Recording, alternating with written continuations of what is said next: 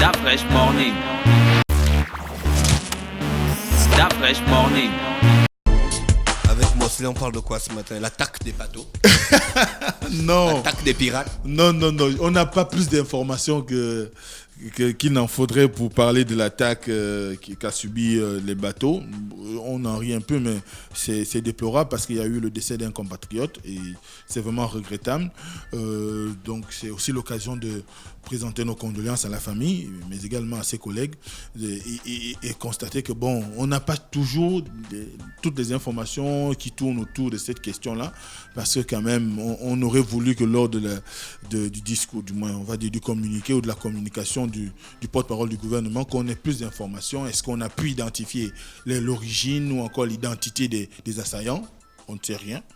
Comment ils ont fait opérer? Qu'est-ce qui s'est passé concrètement? Jusque-là, on attend. Peut-être qu'il y a une traque qui est menée, mais on attend. On n'a pas plus d'informations que ça, mais on sait qu'il y a eu un décès, un commandant d'un navire de la SATRAM, mais également 2 Chinois qui ont été kidnappés. Bon, après, on verra la suite de l'information, mais comme on dit souvent chez nous, parfois on vous donne une information aujourd'hui, il faut attendre 3 ans pour avoir les conclusions, ou vous n'aurez jamais les conclusions. Donc on attend voir pour avoir de meilleures informations. Mais nous, ce qui nous intéresse ce matin, c'est évidemment la sortie du Centre des libéraux réformateurs, que vous connaissez, le CLR, qui a désormais pour délégué général le docteur Nicolas Sellé, qui a fait sa rentrée politique le samedi dernier, donc le week-end, pour marquer une nouvelle fois son ancrage dans le microcosme politique national pour se définir en tant qu'une formation politique responsable qui a des objectifs, qui aujourd'hui entend ratisser large pour continuer à conserver son statut d'une formation dynamique et qui a su tirer l'épingle du jeu en ce qui concerne la sphère politique nationale pour s'établir comme une formation sur laquelle le Gabon doit compter. Mais ce qui ressort le plus, c'est que il y a quand même que le CLR se pose des questions. Il se pose des questions sur les fins ou encore le but à donner désormais à la majorité républicaine et sociale pour l'émergence, qui est celle aujourd'hui dirigée par le président Ali Bongo Ondimba, qui a pour locomotive le Parti démocratique gabonais, parce que quand on regarde aujourd'hui sa configuration, la majorité ne présente plus un visage qui pourrait rassurer l'ensemble des partenaires ou bien l'ensemble des signataires, parce qu'on ne sait plus exactement quelle formation est de la majorité ou pas. Et c'est ce qui a fait qu'à un moment donné, lors de cette rentrée politique qui avait pour thème le centrisme politique, quelle place dans le microcosme gabonais? Une grosse interrogation, parce qu'il faut savoir que le cercle des libéraux réformateurs a été créé en 1992, le 7 septembre 1992, et depuis ils sont ancrés dans la majorité, parce que du prédécesseur du docteur Nicolas Sellé, donc général Jean Boniface Assélé, il a toujours été question de soutenir le Parti démocratique gabonais et ses candidats naturels, notamment Omar Bongo Ondimba et Ali Bongo par la suite. Mais aujourd'hui, le CLR se pose des questions. Est-ce que notre position, qui est celle de parti de la majorité, est toujours aujourd'hui d'actualité? Voilà. Qu'est-ce qui peut emmener le CLR à douter de sa position? Alors, ce que le CLR avance comme argument aujourd'hui, c'est qu'il y a aujourd'hui dans les arcanes du pouvoir des personnes qui ont toujours travaillé à faire en sorte que le CLR paraisse comme un parti qui n'a pas de poids, un parti qui n'aurait pas la capacité à pouvoir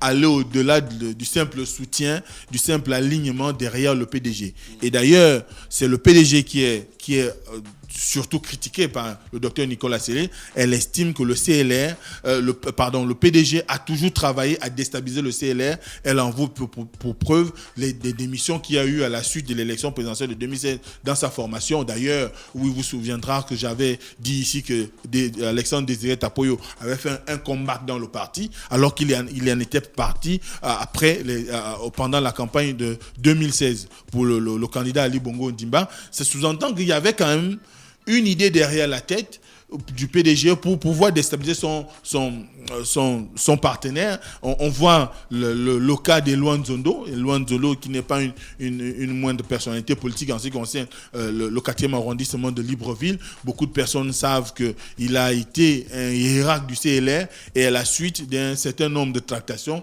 il a adhéré au PDG. Aujourd'hui, il est gouverneur de la province du Haut-Ogooué, mais ça reste que son départ a quand même causé des pertes au niveau du CLR, parce que lorsque vous êtes un acteur politique majeur et que vous sortez d'une formation politique, vous allez avec votre clientèle. Donc, dès cet instant, c'est le parti qui perd. Et il y a beaucoup d'autres exemples comme nous venons de l'énoncer. On a eu la dernière élection jumelée législative locale où le CLR a été copieusement arrosé par le Parti démocratique gabonais, notamment dans son fief de prédilection qui est le 3e arrondissement de Libreville. Et cela n'est pas passé. Jusqu'à aujourd'hui, le CLR continue à ruminer sa colère parce qu'il estime que le Parti démocratique gabonais n'a pas joué franc jeu avec lui pour pouvoir faire en sorte qu'il reste les locomotives. On a plutôt favoriser des partis gazelles qui sont sortis de la GEV. Tu recommences avec ça. Tu recommences avec les noms d'animaux.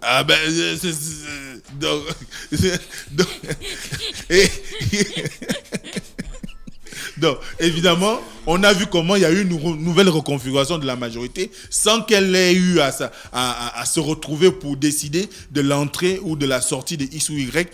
C'est ce qui est déplorable aujourd'hui. D'ailleurs, on le disait, j'avais fait une chronique récemment lorsque je disais qu'il faut désormais qu'on arrive à lire la position, par exemple, des partis comme RV, de Tony Ondomba ou encore SDG de Juste Luango, Bouyomeka. Donc, dès cet instant, je crois que cet inconfort que ressent le CLR part du fait qu'aujourd'hui, le poids qui était le sien dans la majorité n'est plus le même, parce que dans la majorité, vous avez désormais de nouvelles forces, du moins dans les soutiens du président de la République, parce que on peut quand même remettre en cause l'idée que le SDG et RV soient de la majorité, puisqu'ils n'ont jamais été sur une table pour paraffer leur adhésion à la majorité. Mais ils se réclamaient d'être des soutiens de la politique du chef de l'État. Donc certainement que par ricochet, lié à ce soutien-là, leur formation politique sont devenus des partis de la majorité. Donc aujourd'hui, le CLR estime qu'il faudrait, à la lumière des événements, à la lumière de la configuration de la majorité aujourd'hui, reconsidérer ses positions. Et c'est pourquoi le CLR prône pour une 3e voie. Et je signalais que le thème était le centrisme politique. Quelle place dans le microcosme politique gabonais. Donc, ce n'est pas très loin du thème qu'ils avaient également annoncé lorsqu'il s'est agi du congrès extraordinaire en septembre dernier. Le congrès extraordinaire avait pour thème le centrisme pour réformer et changer dans la continuité. Donc, ils sont désormais dans une posture où, sous la conduite du docteur Nicolas Sellé, ils aimeraient s'inscrire désormais dans la logique du centrisme, donc le centre, c'est-à-dire qu'ils ne sont ni de la majorité, ni de l'opposition, parce qu'ils entendent créer une 3e voie. Ce qui ressort évidemment de cette logique, c'est que si ils venaient à sortir de la majorité, ils seront en conformité avec le nom de leur formation politique, Centre des libéraux réformateurs. Ça sous-entend qu'on n'est ni à gauche ni à droite, mais on est là. Nous sommes au centre. Nous ne dépendons ni du camp d'Ali Bongo, ni de celui de Jean Ping ou encore d'une autre opposition, mais nous sommes nous et nous entendons nous déterminer en tant que tel. Et d'ailleurs, je crois qu'au départ, lorsque Jean-Boniface Assélé avait eu à créer cette formation politique, c'était pour dire à l'époque au président de la République, dont Omar Bongo Ondimba, qui était également son beau-frère, pour lui dire: je peux également voler de mes propres ailes, je peux assumer ma charge politique, mon poids politique, je peux désormais incarner le changement. Donc, il faudrait que le Gabon puisse compter avec moi. Et il faut savoir que le CLR a pendant longtemps été pratiquement en éternelle soumission à la majorité, sinon derrière le PDG. Aujourd'hui, je crois que les événements nous lui donne la possibilité aujourd'hui de pouvoir quand même s'inscrire dans la rébellion pour dire non, nous avons toujours été un allié naturel de la majorité, sinon du Parti démocratique gabonais. Le sort qui est le nôtre aujourd'hui n'est pas celui qui avait été dicté lors des différentes rencontres que nous avons eues, lors des différentes chartes que nous avons eu à signer en ce qui concerne la majorité. Et même si on tient compte de la majorité républicaine et sociale pour l'émergence, le CLR, à cette époque-là, au moment de la signature, était quand même la deuxième formation politique de la majorité. Et aujourd'hui, avec la perte d'un certain nombre de sièges, le CLR fait peau de chagrin. Donc il n'arrive même plus sa voix n'est plus audible au sein de la majorité. Les dernières sorties du général Jean-Boniface Assélé, qui est désormais président d'honneur du comité politique, cette sortie n'effraie pas non plus le Parti démocratique gabonais. Mais c'est parce qu'il a décidé à la base de se mettre dans des alliances. Aujourd'hui, les alliances n'ont pas payé. Il a délaissé certaines circonscriptions politiques où il pouvait avoir le dessus sur le PDG à l'avantage du PDG. Oui, c'est vrai qu'aujourd'hui, le grand grief qu'on peut porter au CLR, c'est que le CLR s'est appuyé principalement sur l'estuaire, un tout petit peu dans le Haut-Ogooué, quelques soubresauts dans le Haut-Lintin, mais pas plus que ça. Le CLR ne peut pas se réclamer d'être un parti réellement national parce qu'on ne le retrouve pas partout. Même au moment des élections, il y a toujours des alliances qui sont engagées entre le CLR et le Parti démocratique gabonais. On se rappellera de l'élection au 4e arrondissement lorsqu'il s'est agi du tandem Elouan Zondo et comment il s'appelle, Pépé venait de citer son nom, l'ancienne présidente de la FEGABAB. Kota. Voilà, Sylvie Kota. Le CLR a préféré conjuguer avec le Parti démocratique gabonais, alors que Elouan Zondo, avec le vent en poupe, il avait la possibilité de battre à plate couture Sylvie Kota s'ils allaient à l'affrontement. Mais le CLR a préféré se mettre on va dire en partenariat, en collaboration, et ils ont créé le ticket Elouan Zondo, Sylvie Kota. Mais ce qui est sûr aujourd'hui, le champ laissé au Parti démocratique gabonais a fait qu'à un moment donné, le CLR lui-même est tombé dans le piège, et avec la nouvelle configuration, les nouvelles attentes des populations, les nouveaux partis qui sont nés, on a vu comment le RV a travaillé d'arrache-pied pour gagner un certain nombre de sièges, notamment au nord. On a vu comment dans le sud, l'SDG a complètement remporté tous les sièges. Par exemple, dans l'Angounier, ça sous-entend que le CLR n'a réellement pas vu venir cette vague qui était une émanation de la GEV.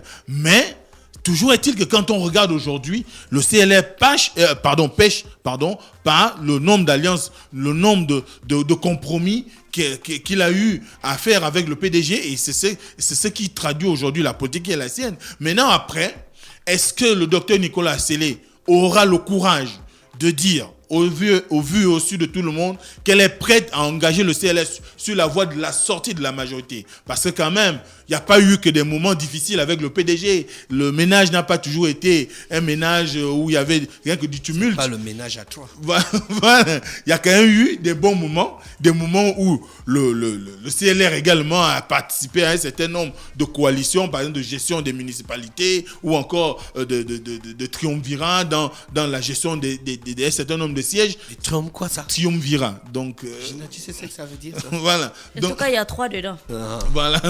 Donc, dès cet instant, ça signifie que le CLR aujourd'hui doit quand même, au-delà des annonces, parce que là aussi, ça peut être considéré comme un petit chantage, même si on veut aller dans la réforme, même si on veut s'engager vers une nouvelle dynamique, même si on veut reprendre les territoires qui étaient les nôtres au départ, mais il faut travailler à faire en sorte que les populations puissent adhérer à nouveau au projet politique. Jusque-là, on n'a pas un projet politique qui est concrètement vendu par le CLR depuis la prise de fonction du docteur Nicolas Assélé. Mais ce qui est sûr, c'est qu'elle est de plus en plus inscrite dans la logique de sortie de la majorité. Et ça, c'est une lecture qu'on peut avoir. Est-ce que c'est lié à sa situation récente? On ne sait pas. Ça peut être le fait d'un certain nombre de frustrations, peut-être. Mais ce qui est sûr aujourd'hui, si le directoire politique du CLR adhère à ce projet, si les militants qui participent aux activités du CLR adhèrent à l'idée de sortie